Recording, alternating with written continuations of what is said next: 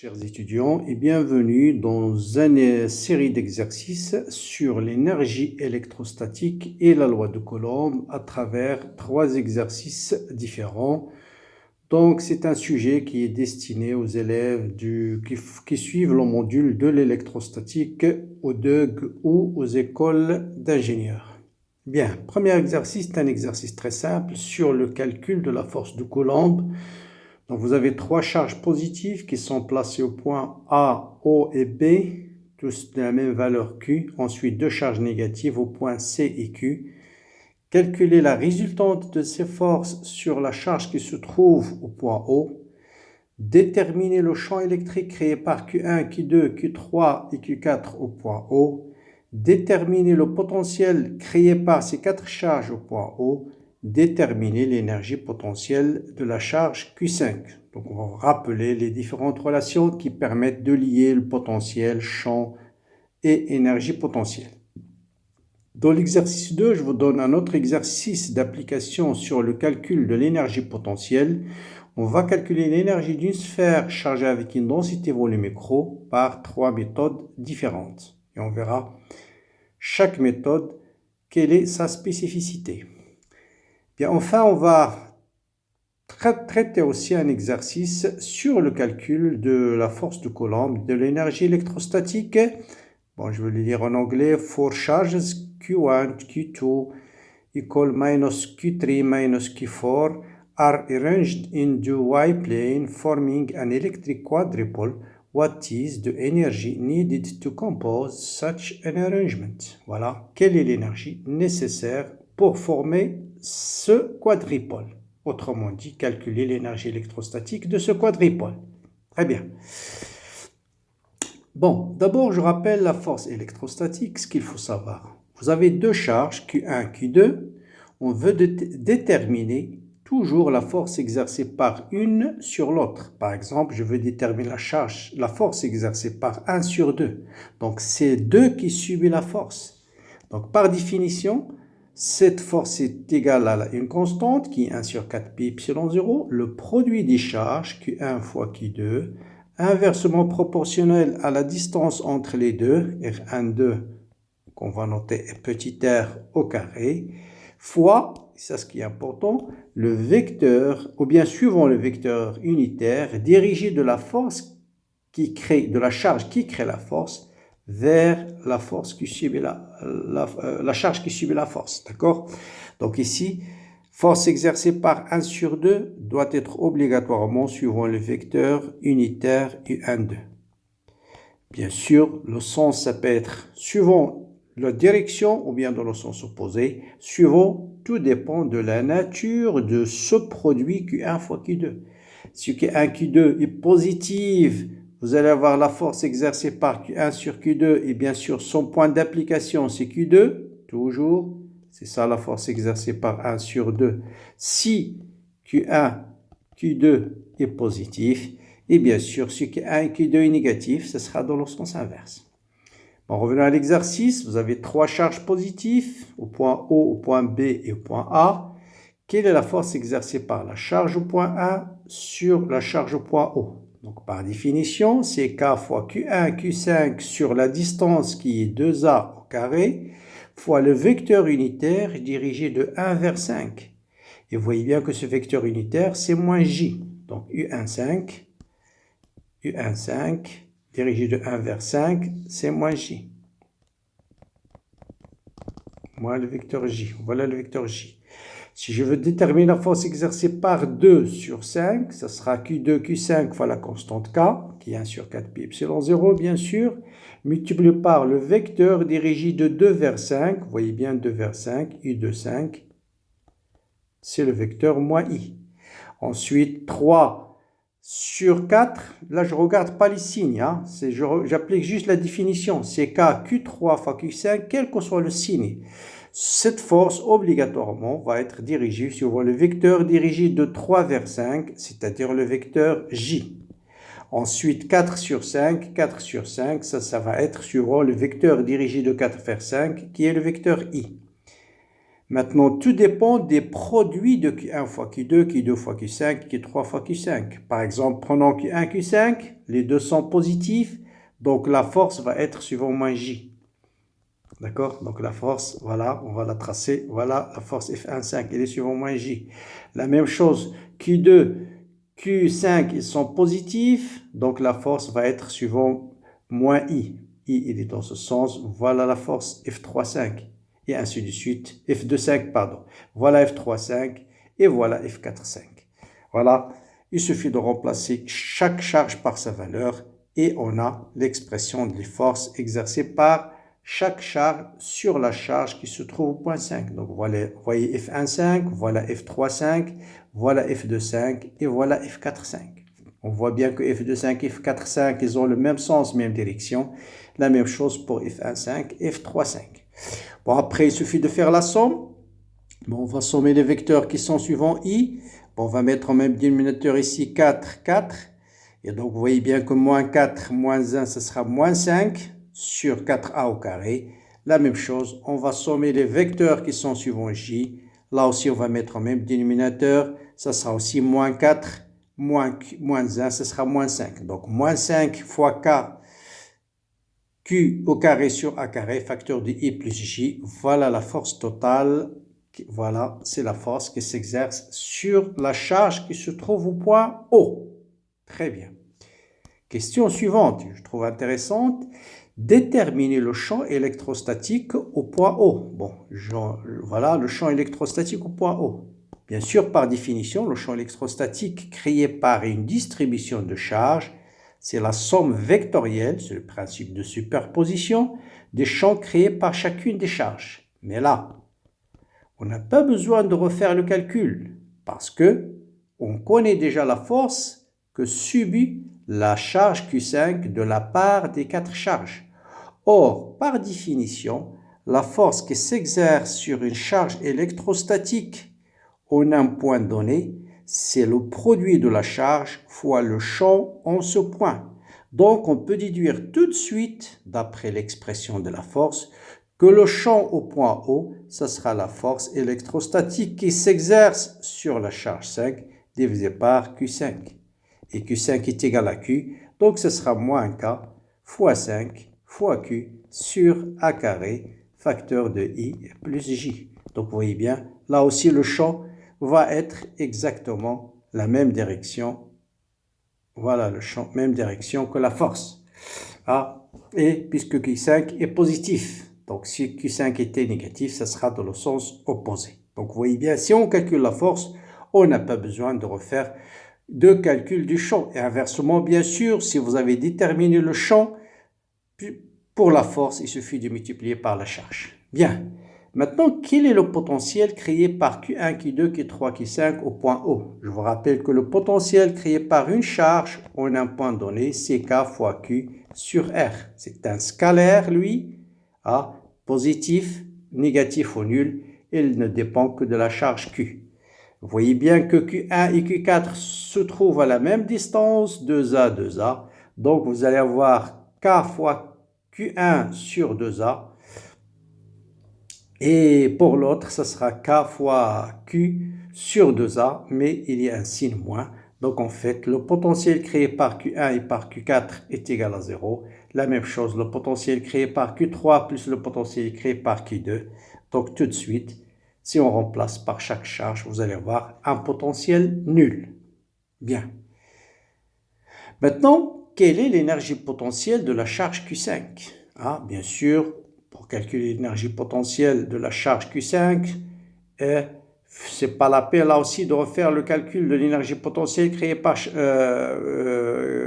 pour déterminer l'énergie potentielle, vous avez une relation très simple. C'est quoi la définition de l'énergie potentielle d'une charge Q qui se trouve en un point où le potentiel est V? C'est Q fois le potentiel au point O. C'est Q5 fois le potentiel au point où se trouve la charge Q5. Or, on vient de montrer que V au point O est égal à 0. Donc là aussi, l'énergie potentielle de la charge Q5, c'est tout de suite égal à 0. On n'a pas besoin de faire des calculs puisqu'on a déjà calculé le potentiel au point où se trouve la charge Q5. Voilà ce premier exercice sur l'énergie potentielle Sur la force, on va passer à l'exercice 2, c'est l'exercice sur les quadripoles. Vous avez un ensemble de quadripoles qui sont deux charges positives et deux charges négatives. Vous avez les deux charges positives et les deux charges négatives. Calculez l'énergie potentielle de ces quatre charges, c'est-à-dire quelle est l'énergie qu'on a fournie pour former ce quadripôle. Pour le former, on a besoin bien sûr de ramener les charges, de les déposer quelque part. Donc on a fourni un travail. Quelle est cette énergie-là? Bien, vous avez ici plusieurs façons, plusieurs formules qu'il faut bien comprendre la différence. Vous avez une formule où il y a le facteur 1,5. Bien sûr, K c'est toujours 1 sur 4 pi epsilon 0. Vous avez soit 1,5 sommation de I différent de J, K, QI, QJ sur IJ, si vous avez une distribution de charge discrète. Donc je somme sur tous les produits. Par exemple, Q1, QJ, Q1, Q2, il y a aussi Q2, Q1. Là, on compte les couples deux fois. C'est pourquoi vous avez le facteur 1,5. C'est-à-dire, si je développe cette somme, je vais avoir par exemple Q1, Q2, Q1, Q3, Q1, Q4, ensuite Q4, Q1, Q2, Q1, Q3, Q1. D'accord? Il y a la même chose.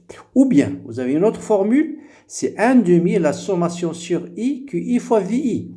Et VI, c'est le potentiel au point où se trouve la charge QI. Ça veut dire, ce sera Q1 fois le potentiel au point où se trouve Q1, autrement dit créé par Q2, Q3 et Q4, plus Q2 fois le potentiel au point où se trouve la charge Q2, plus Q3 fois le potentiel au point où se trouve la charge Q3, plus Q4 fois le potentiel au point où se trouve la charge Q4. Bon, cette méthode aussi est correcte, c'est un peu longue dans ce cas-là. Ou bien cette même expression, si j'enlève 1,5, il faut introduire une condition que J supérieur strictement à I, c'est-à-dire je ne compte pas les couples qu'une seule fois. Si je mets Q1, Q2, je ne peux pas avoir dans la somme Q2, Q1, c'est-à-dire je dois avoir toujours J supérieur à I. Autrement dit, Q2, Q1 ne peut pas apparaître dans la somme. Donc, si je prends cette somme, je vais avoir 6 termes. Si je prends cette expression, je vais avoir 12 termes. Si je prends cette expression, je vais avoir 4 termes. Mais le problème, pour le calcul du potentiel au point Q1, au point Q4, au point Q2, c'est un peu long. Donc, on va utiliser cette expression-là. Donc, ça sera 1 sur 4 pi epsilon 0. Q1, Q2 fois R12, plus Q1, Q3 fois R13, Q1, Q4, R14, ensuite Q2, Q3, Q2, Q4, et enfin Q3, Q4. Bon, le prêt c'est simple, il suffit de calculer Q1, Q2, vous voyez bien que Q1, Q2 est égal à Q1, Q3 est égal à Q3, Q2 est égal à Q4, Q2, et tous les 4 se sont égaux à A racine de 2. Ensuite, vous avez Q1, Q2 est égal à 2A, et Q3, Q4 égale à 2A. Voilà. Il suffit de remplacer après chaque terme par sa valeur, les QI, QJ par leur valeur, les distances par leur valeur, et vous allez trouver facilement K fois Q au carré sur A facteur de 1 moins 2 racine de 2. Donc voilà l'énergie potentielle de ces quatre charges. Bien. Je passe à notre exercice. Bon, celui-là, je vais le laisser pour le traiter dans une vidéo prochainement. Donc, c'est un exercice vraiment académique, un circuit simple, mais que je vais traiter par toutes les théorèmes, à savoir Thevenin, Norton, superposition, Millman et Kirchhoff. Ceux qui peuvent le faire déjà à l'avance, ils peuvent le faire et attendre le résultat très bientôt. Maintenant, je passe à l'énergie potentielle d'une distribution de charge continue. Vous avez ici une distribution de charge continue. Et je vais prendre l'exemple de la sphère chargée avec une densité de charge ρ. Là aussi, vous avez plusieurs expressions. Il faut bien faire attention à la différence entre chaque expression. Bon, la première, il fait intervenir le champ. Et l'énergie potentielle, c'est epsilon 0 sur 2, l'intégrale de O au carré d d'auto. J'intègre dans quel domaine? Quel est le domaine d'intégration? C'est le domaine là où se trouve le champ électrique. Là où E est différent de 0. Donc, dans chaque domaine où vous avez un champ électrique, il est inclus ici. Or, le champ créé par une sphère, il existe entre 0 jusqu'à l'infini. Donc, ici, le domaine d'intégration, ce sera entre 0 jusqu'à l'infini. Bien sûr, un élément de volume en coordonnées cylindriques, en sphérique, c'est 4pi r carré d de r. puisque E ne dépend que de R. Donc, on va prendre directement cet élément de volume. Bien sûr, si E dépend de R et de θ, il faut prendre l'élément de volume classique, R carré sinus θ, d de θ, t de phi. Bien, le champ créé par une sphère, bon, je ne vais pas y revenir, il est largement étudié sur la chaîne dans des séries spéciales Didier au théorème de Gauss. Je vais rappeler juste le résultat. Pour R inférieur à grand R, voilà le champ pour R supérieur à grand R. Donc, il suffit de calculer cette intégrale entre 0 et l'infini. Donc, on va la partager entre 0 jusqu'à grand R, où le champ est égal à ça, plus l'intégrale de R, ou bien de grand R tout simplement, de grand R jusqu'à l'infini, où le champ est égal à ça. Après, ce sera juste des calculs faciles. R4, D de 4, l'intégrale, c'est R à la puissance 5 sur 5. Et D de R sur R carré, c'est moins 1 sur R. Et vous allez facilement trouver exactement le même résultat qu'on a trouvé tout à l'heure.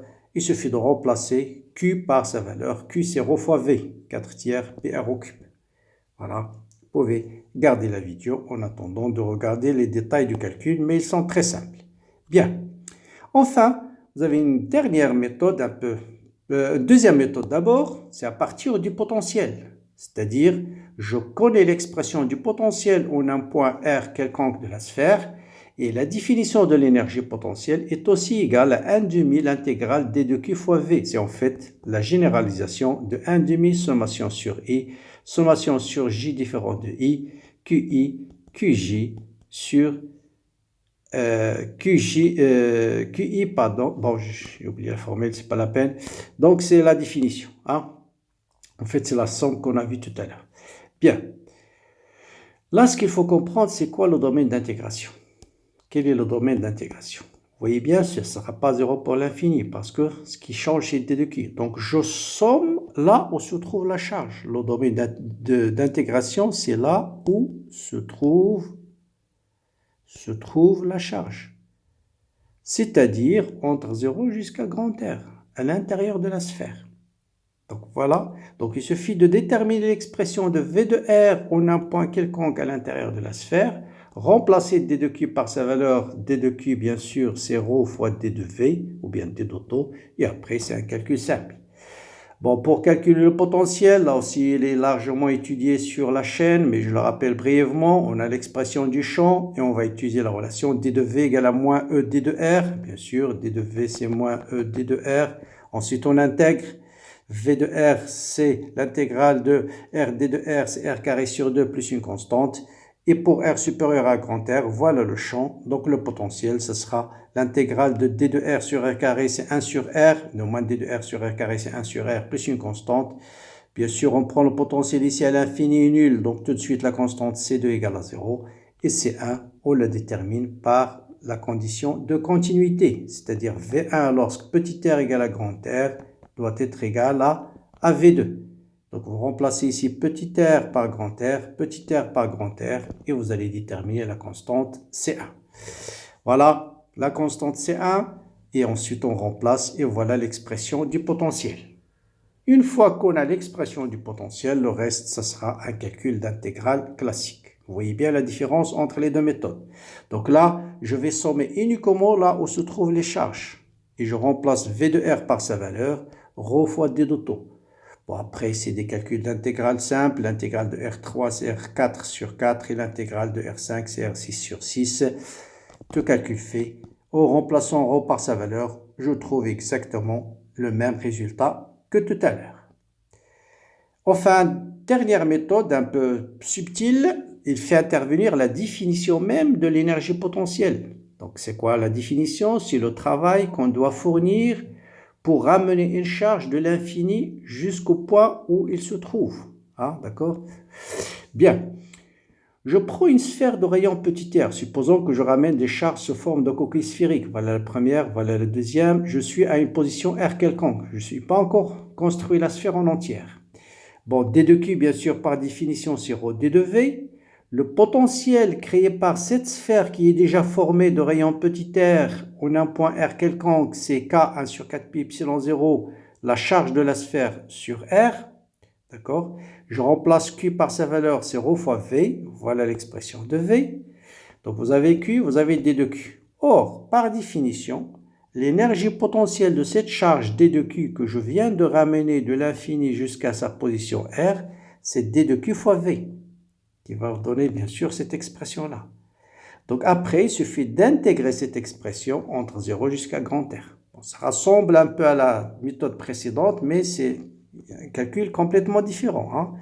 Donc ici, je calcule l'énergie potentielle d'une charge D de Q, que je ramène de l'infini jusqu'à une position R, sachant que jusqu'à présent, j'ai formé une sphère de rayon petit r et de charge Q, d'accord?